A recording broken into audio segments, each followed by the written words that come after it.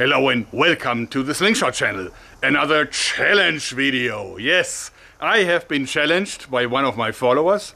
He actually suggested that I build a replica of the machine gun bow from the 2018 Robin Hood film. Well, the movie itself was kind of questionable and historically completely inadequate and absolutely wrong actually, but they've been using repeating crossbows and machine gun repeating crossbows and fast shooting bows, and that is why I'm all over the movie. I actually enjoyed it quite a bit. And I heard that Lars Anderson actually trained the actors, and you can see this in the movie. In any case, so there is this famous scene where they are like in a city, probably somewhere near Jerusalem during the Crusade. And they are like under attack from someone in like a machine gun nest in a wrecked tower, so shooting from above. And the fire rate of that machine gun crossbow is super high, and the impact is also very high. I mean, you can see splintering and breaking rocks and of course people that are dying. And then you can see the guy in the tower, and he's going shoot, shoot, shoot, shoot, shoot with his machine gun. So that is the challenge. Can we build it? Well, first of all, I decided to have a close look at it, and I'm taking a part of the video now and show it to you. I hope that this is fair use. Otherwise, YouTube's upload filters will kill this video. In any case, what you can see is, first of all, it is clearly a repeating crossbow, and it has like a lever from the top that the guy is pulling back and forth.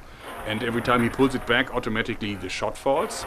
You can see that he has like a magazine, like a round magazine, and that magazine contains the arrows, and he actually can exchange it by lifting up the lever. He can take out the magazine, put in a fresh one, and then keep shooting.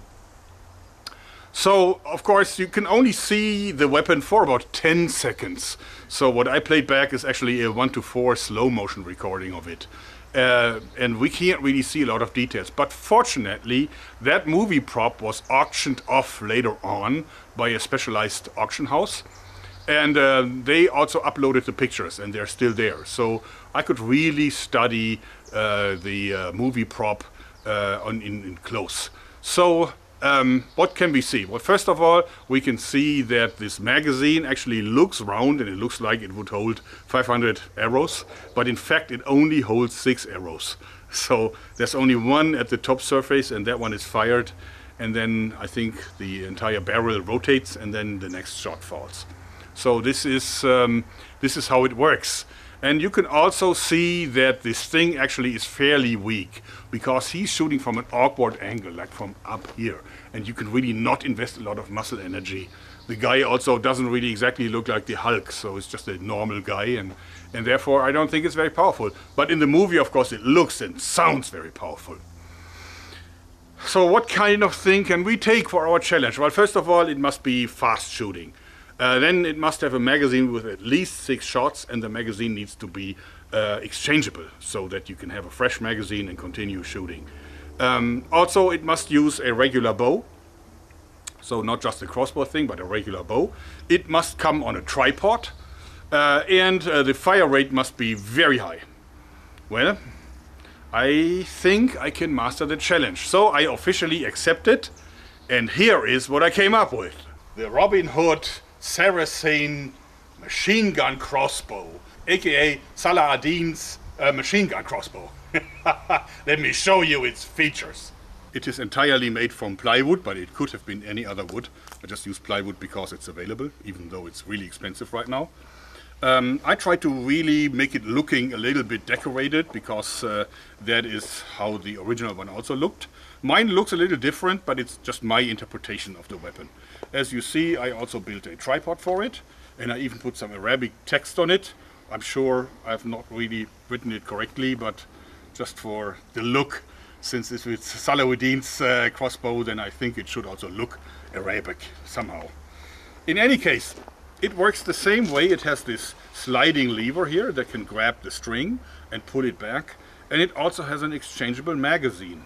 The magazine is here, and if you want to exchange it, you also lift up the lever, you remove the magazine like so, like this. This is the magazine, and you can see this actually can hold up to 14 bolts. And if you want to reinsert it, the whole thing just is reversed.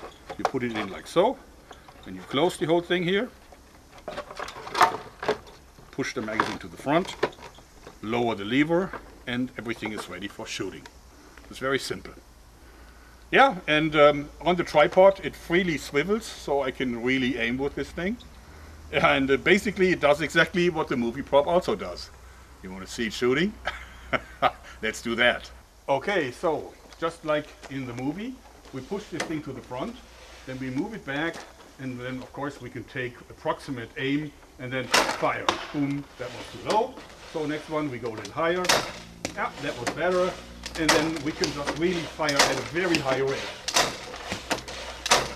Oh, too high. Okay. Sick.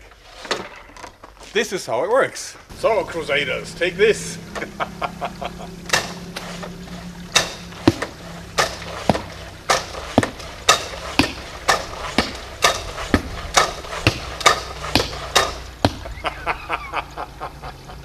And now, of course, I can exchange the magazine just by simply lifting up this thing, putting this out, taking it out, and then putting in a new one.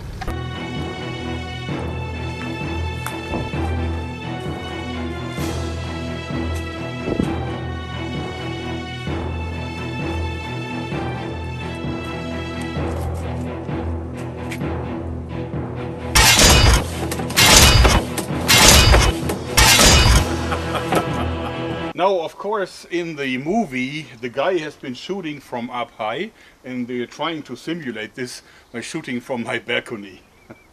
It's the same target down there. So, same thing. Take the magazine, insert it. So, okay, push it in, ready for shooting. Okay. A little bit too low. That was better. Ah.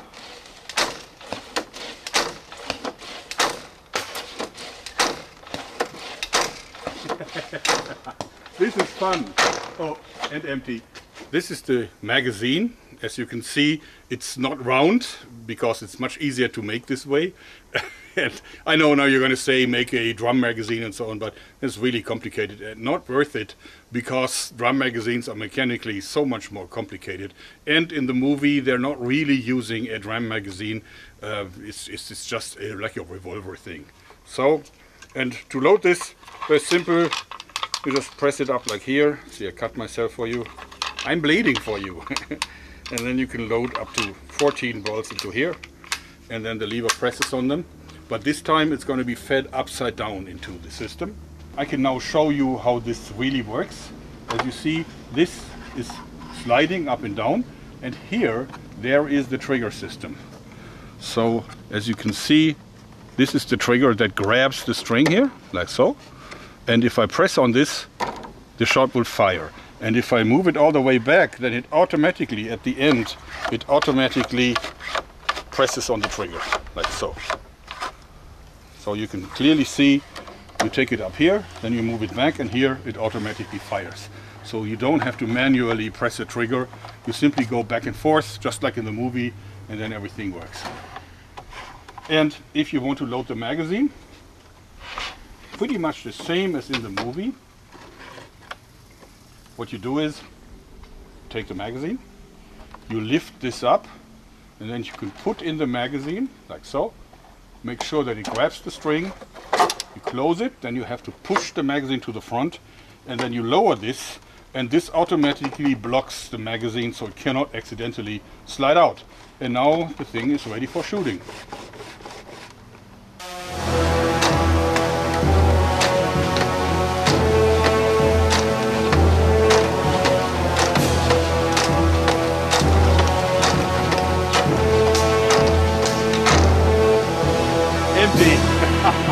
Now, of course, comes the question, is this a practical weapon? Would that have changed history? Well, this one, certainly not. We must understand that this is a movie prop, so it doesn't have to shoot very hard.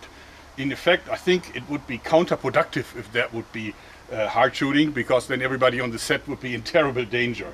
So in reality, this is a really weak crossbow, and the construction actually does not allow a really powerful crossbow. Why not? Well, first of all, rate of fire. If it's muscle operated and if it's supposed to be very quick, then you cannot invest a lot of muscle energy into the shot. And if you can invest a lot of muscle energy, you're not going to harvest a lot of kinetic energy in turn. So this means that this is a really weak bow, just like in the original movie. Definitely don't want to be hit by one of these arrows, but this is not a weapon of war. So it looks cool. In the movie, it looks very powerful and it sounds very powerful, but that is because of the sound that they gave it, this metallic ching, ching, ching, ching, and also because of the arrows hitting the target with a lot of spray. It looks like they've been using a 50 caliber Browning machine gun instead of an arrow shooter. In reality, these arrows would have little or no effect if you shoot them against something made from wood or stone. It would just simply, you know, damage the arrow or maybe stick in the wood, but that's it. So, not powerful. Why can it not be powerful? Well, see here. When I'm moving this, I'm actually above the line of force. So the line of force is here, and here it's very easy to move this. But if you're grabbing it from here, actually this thing creates so much friction because it wants to jam actually. See? So this actually, you would have to overcome so much more friction if that would be a hard shooting bow, that it would be practically impossible to draw it back. With a very light bow, it's already, you can feel the friction, but with the hard bow, you can completely forget about this. If you want to do this, you have to pull in line with the force and not a few inches above it, because the friction would actually kill the mechanism. So that is the biggest disadvantage of this here. Also, this tripod really is a bad idea because it's kind of shaky. If you really want something to defend a castle or a tower, you would definitely want to fix mount it so that you can focus on the aiming and not on the tripod actually rattling around. And the tripod here is too small. For a solid stand, it should be much wider, but I wanted to replicate the look that we had in the movie. So, have I mastered the challenge? I think so. I think it works just like in the movie. It has about the same rate of fire. It has an exchangeable magazine, even though this is a little different. And I think it even looks cool. Would you not agree? Leave comments down there. I would really appreciate it. In any case, so this is the second part of the video. The third part is, how would a true weapon to defend a castle have to be constructed if it's not constructed like this? Well, I built something already and I simply adapted it. So, the true machine gun with lots of power. Let me show you its features. So this is what I would use to defend my castle. It's actually two compound bows mounted next to each other. And in the middle we have a Fenris repeating system, like a pump action system in between. And this is designed on a pivot, so I can really aim it at any way. There's even a red dot on it, but I can also use this line here like open sights, like iron sights. It's actually more practical. Now this allows me to really invest much more power than I could with a normal single bow, because I can really use my body strength to, at the same time push and pull. Plus also what I can do is I can sit down doing this, and this is what you want to do if you want to defend a castle. Ideally you may even want to attach like a steel shield in front of you so that you cannot be shot, so that you are safe and you can kill your enemies from a safe position. That's how you defend a castle. So let's try. So I'm getting myself a chair with a very pretty cushion. And then I'm going to open fire at the catch box. So if I want to cock the weapon, I simply grab it and then I push and pull until it locks in place, because this really is a crossbow. Now I can take my time and very carefully aim here over my open sights. Alright. Okay, about there. And then I can fire. Bang! And if I want to fire again, I simply unlock it, push it to the front, cock it again, take another careful aim, and shoot again. And so forth, until the magazine is empty. Okay, that would be completely deadly for my enemies. That's how you defend a castle.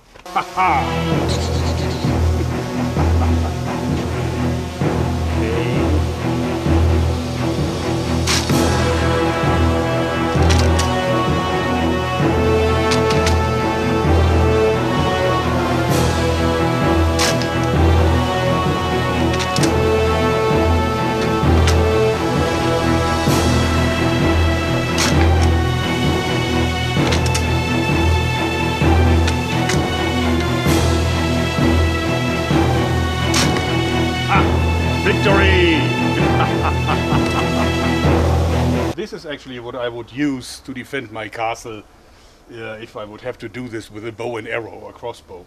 Why? Because, well, first of all, this has more power than a regular bow. So instead of just using a Fenris, which would be a great weapon to protect your castle, you could just do this with more power and also really accurate. The other advantage is that you can do this from a sitting position, ideally protected by all kinds of shields and by a small window and so on. So I think this would be what I would choose. Anyway, I think I have mastered the challenge. Do you think I have? If not, or if you do, then please leave a comment. I would really appreciate that, and it would also help pushing the algorithm. So, I hope you like this, because that's it for today.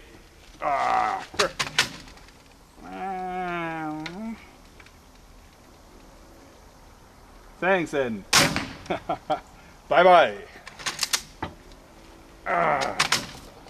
Okay, I'm ready for the Sherwood Forest, I guess. So much fun. One more for you, as always.